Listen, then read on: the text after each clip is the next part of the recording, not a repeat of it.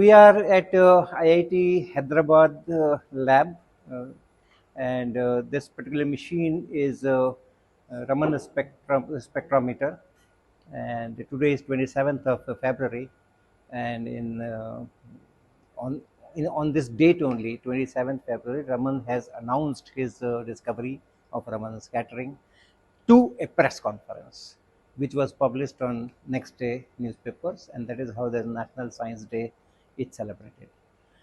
Now, the Raman scattering is basically when any light falls on some material, then it scatters.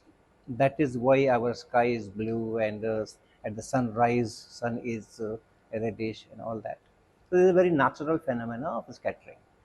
And most of the things that we see with our eyes is also through these scattered light. But in this normal scattering, the wavelength of light which is incident and wavelength of light which is scattered remains the same. So that's the kind of normal scattering.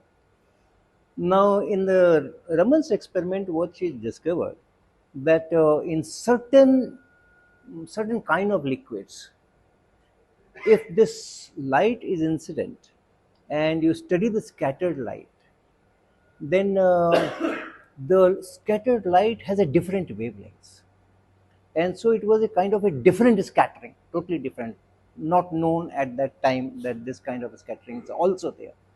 So hundreds of liquid samples with different chemical compositions he tried, and it was confirmed that this special kind of scattering in which the wavelength changes is there. And very interestingly, the wavelength not only changes on the upper side, it also changes on the lower side. Upper side is still understandable, because if some light is going with a shorter wavelength, the energy is more, and then that material absorbs it and scatters it. So a lesser energy emission is natural, but emitted scattered light having a larger energy as compared to the incident is something very different. So that kind of things is there. Now, in this particular machine that you see here, the lasers are nowadays is done with laser. Raman did not do with lasers. That time lasers were not there. So from here you have power supplies, and the laser torches are there.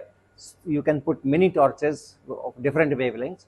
So that laser light that comes through this, so whatever is inside this chamber, and here you put your material, liquid or solid or whatever you want to study, that you put here, and that laser light falls on it, gets scattered, and that scattered light is again captured here, and then it is taken inside where you have a grating. The purpose of grating is, if the grating receives light of different wavelengths, then it will deflect it at different angles.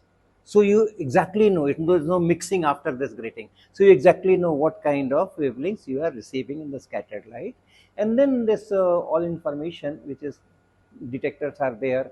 No electrical signals come in this computer, and then it makes on all kinds of analysis and shows us this kind of spectrum. And what is this spectrum that you are seeing? It is the only the wavelength at which a lot of scattered light is coming. The incoming radiation, for in this particular example, this incoming laser has been selected at 532 nanometers. But you can see this is 500 written here, 550 written here. This middle point is 525, and the peak is slightly left of it, is slightly less than 525.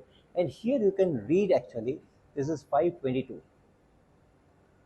So the scattered light has a wavelength of 522 nanometers, whereas the incident light was 532 nanometers. So this is called Raman shift. Okay, and this is plotted 1 by wavelength, the difference of 1 by wavelength. So that is how it is done, and through this kind of information, that shift depends on the chemical structure of the sample.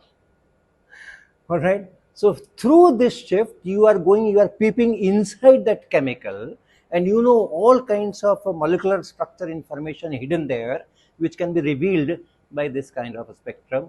So it's a very, very favorite techniques for all kinds of chemists and now biologists and industrialists, so that they know what kind of molecular structure is there in their objects and what kind of effects it will be giving. So that's about this. Happy Science Day.